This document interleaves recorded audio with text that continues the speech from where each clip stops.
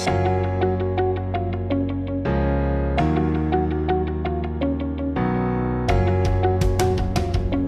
guys, this is Shrestha and I'm back with yet another informative video which will help you guys get a clear idea about the mistakes you guys have been doing since a long time.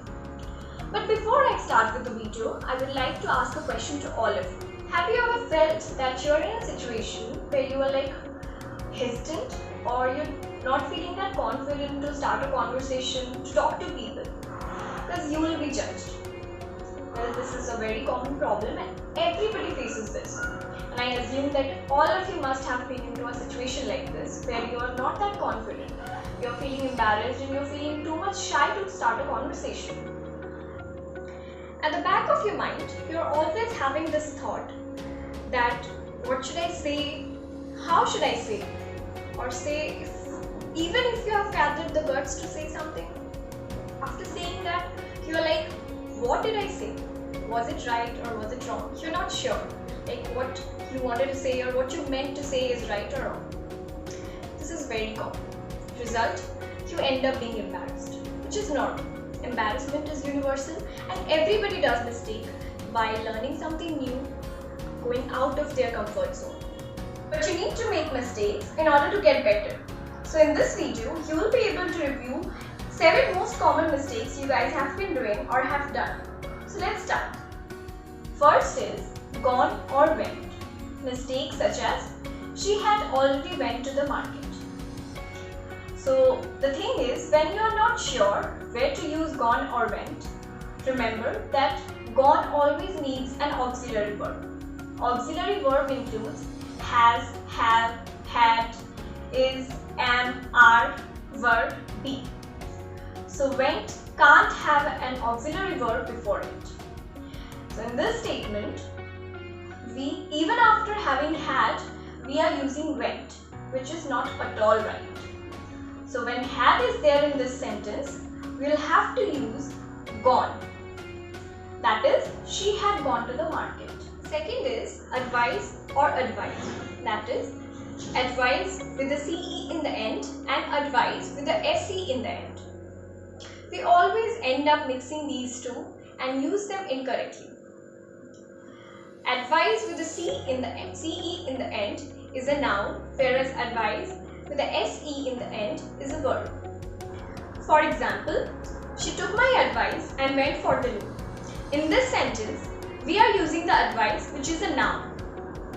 The second example is, I advised her to go for the loan. In this sentence, we are using the advice, which is an adverb.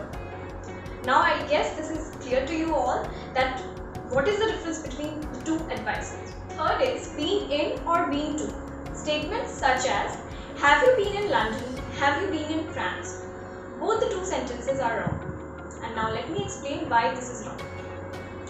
Being in means the lasting action is still going on. Say for, like I'm saying, I have been in the hospital for 3 hours and I'm still inside the hospital. The preposition in definitely explains and expresses the location, but it doesn't expresses the movement. So when we have to express a movement, we always go for to. That is, have you been to London or have you been to France? Fourth is among or between. Among is used to express the relationship of several items, whereas between is used to explain the relationship of one item to another item. For example, I found the pen hidden among the papers on the desk. Second is, I found the pen hidden in between the 2 sheets of paper on the desk. The fifth is except or accept. Except is a preposition which means excluding and accept is a verb which means receiving. Now let me explain with an example. I don't like any of the dresses except for this. And second is, why did I accept all these gifts? Sixth is good or well. Good is an adjective, whereas well is an adverb. Now how we use these two words in a sentence?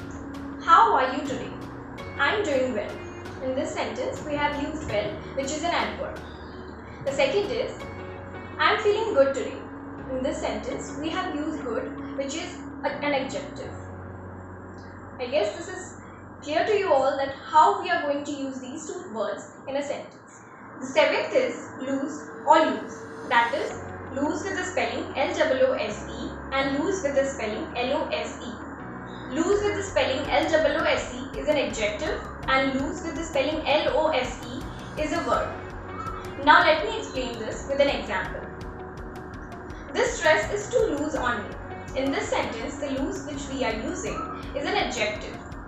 Second statement is, how did you lose your phone? In this sentence, the loose which we have used is a verb. So hope I made this clear to you all that what mistakes you guys have been doing since a long time. If you find this video informative, then do like, share and subscribe to my channel. So bye for now and see you in my next video.